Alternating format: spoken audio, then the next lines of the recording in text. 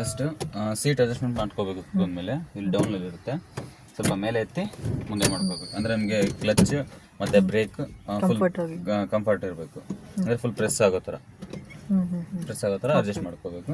ಮತ್ತು ಇಲ್ಲಿ ಬ್ಯಾಕ್ ಇಲ್ಲಿ ಸೈಡಲ್ಲಿ ಇರುತ್ತೆ, ಸ್ವಲ್ಪ ಮೇಲೆ ಎತ್ತಿ ನಿಮಗೆ ಸ್ಟ್ರೈಟ್ ಇರಬೇಕು. ಪ್ರಾಕ್ಟೀಸ್ ಆಗೋವರೆಗೂ ಸ್ಟ್ರೈಟ್ ಇರಬೇಕು, ಅಂದರೆ ನಿಮಗೆ ಡಿಸ್ಟೆನ್ಸ್ ಗೊತ್ತಾಗಬೇಕು ಅಂದರೆ ಸ್ಟ್ರೈಟ್ ಇರಬೇಕು.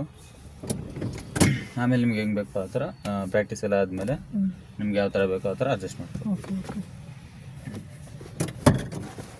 ಇದು ಆಕ್ಸಿಲೇಟರು, ಬ್ರೇಕ್, ಕ್ಲಚ್. ಆಕ್ಸಿಲೇಟರ್ ಮೂವ್ ಮಾಡೋಕ್ಕೆ ಮತ್ತು ಸ್ಟಾರ್ಟ್ ಮಾಡೋಕ್ಕೆ, ಫಾಸ್ಟ್ ಹೋಗೋಕ್ಕೆ. ಬ್ರೇಕ್ ಸ್ಲೋ ಮತ್ತು ಸ್ಟಾಪ್. ಕ್ಲಚ್ ಸ್ಲೋ ಮಾಡೋಕ್ಕೆ ಅದನ್ನೇ ಯೂಸ್ ಮಾಡಬೇಕು, ಸ್ಲೋ ಮತ್ತು ಸ್ಟಾಪ್ಗೆ. ಮತ್ತು ಇದು ಕ್ಲಚ್ಚಲ್ಲಿ ಫಸ್ಟ್ ಸ್ಟಾರ್ಟ್ ಮಾಡಬೇಕಾದ್ರೆ ಕ್ಲಚ್ನ ಪ್ರೆಸ್ ಮಾಡಿ ಸ್ಟಾರ್ಟ್ ಮಾಡಬೇಕು. ಮತ್ತು ಗೇರ್ ಹಾಕಬೇಕಾದ್ರೆ ಕ್ಲಚ್ನ ಪ್ರೆಸ್ ಮಾಡಬೇಕು. ಮತ್ತು ಗೇರ್ ಶಿಫ್ಟ್ ಮಾಡಬೇಕಾದ್ರೆ ಫಸ್ಟ್ ಸೆಕೆಂಡ್ ಥರ್ಡ್ ಫೋರ್ತ್ ಆ ಥರ ಶಿಫ್ಟ್ ಮಾಡಬೇಕಾದ್ರೆ ಕ್ಲಚ್ ಪ್ರೆಸ್ ಮಾಡಿ ಗೇರ್ ಶಿಫ್ಟ್ ಮಾಡಬೇಕು. ಮತ್ತು ಸ್ಲೋ ಇಲ್ಲ ಸ್ಟಾಪ್ ಮಾಡಬೇಕಾದ್ರೂ ಫಸ್ಟ್ ಕ್ಲಚ್ ಆಮೇಲೆ break.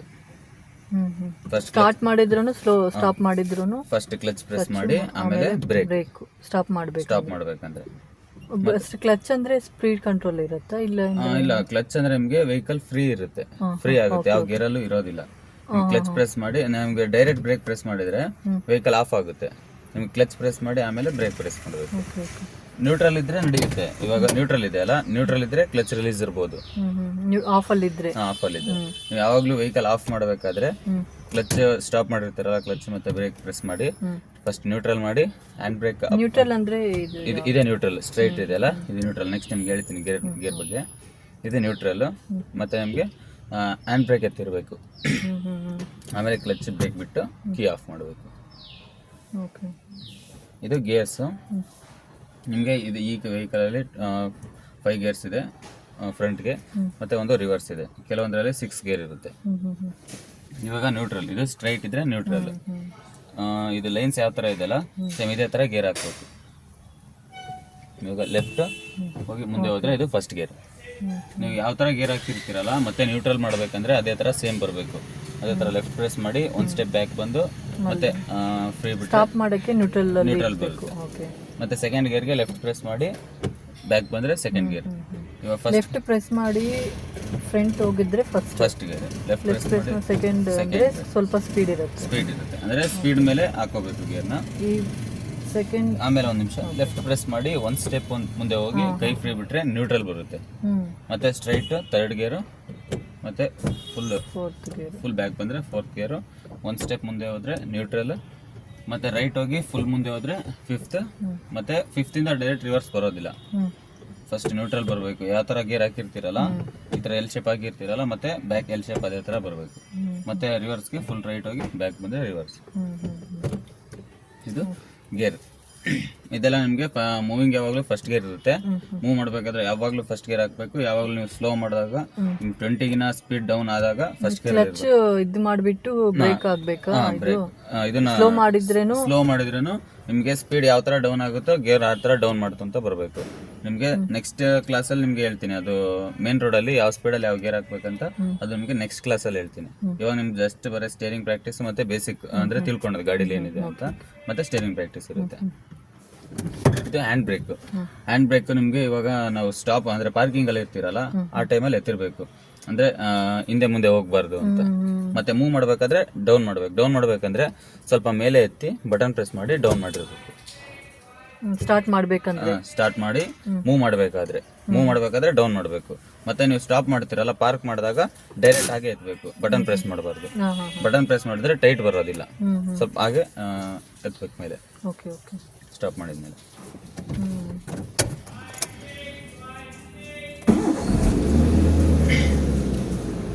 Steering total 3 rounds rotate ಆಗುತ್ತೆ. Left 1.5 round, right 1.5 round. ಇವಾಗ ಸ್ಟ್ರೈಟ್ ಇದೆ ಅಂದರೆ ಸ್ಟಡಿ, ಇದು ಸ್ಟ್ರೈಟ್. ಇದು ಟಿ ಶೇಪ್ ಇರುತ್ತೆ.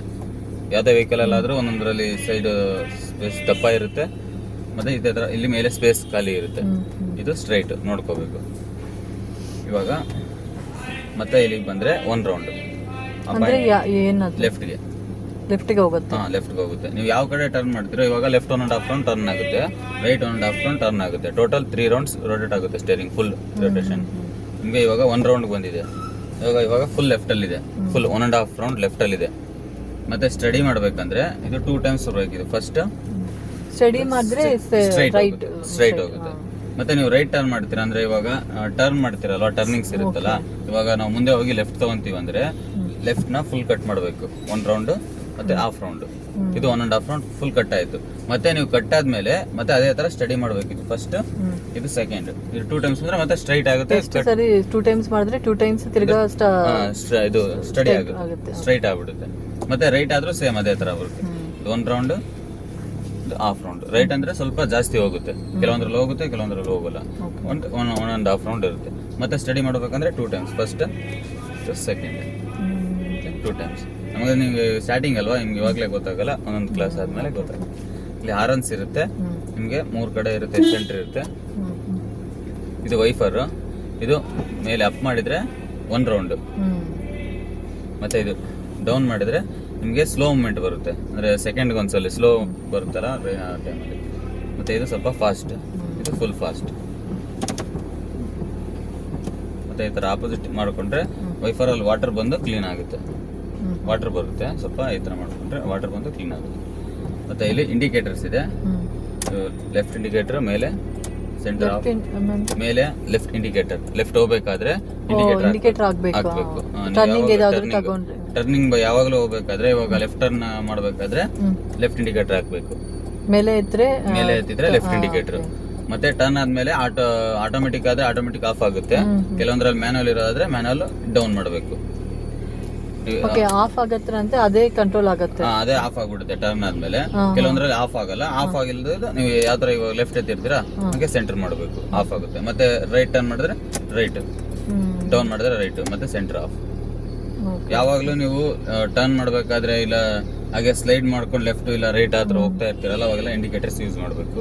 ಮತ್ತೆ ಟರ್ನಿಂಗ್ ಅಲ್ಲಿ ಹಾರನ್ಸ್ ಯೂಸ್ ಮಾಡಬೇಕು. ಟರ್ನ್ ಮಾಡೋಕಿನ ಮುಂಚೆ ಹಾರನ್ ಯೂಸ್ ಮಾಡಿ ಇಂಡಿಕೇಟರ್ ಹಾಕೊಂಡು ನೋಡ್ಕೊಂಡು ಸ್ಲೋ ಆಗಿ ಟರ್ನ್ ಮಾಡಬೇಕು. ಇದು ಇಂಡಿಕೇಟರ್ಸ್. ಮತ್ತೆ ಲೈಟ್ ಇದ್ರಲ್ಲೇ ಇರುತ್ತೆ. ಈ ಕಡೆ ಬಂದ್ಬಿಡಿ.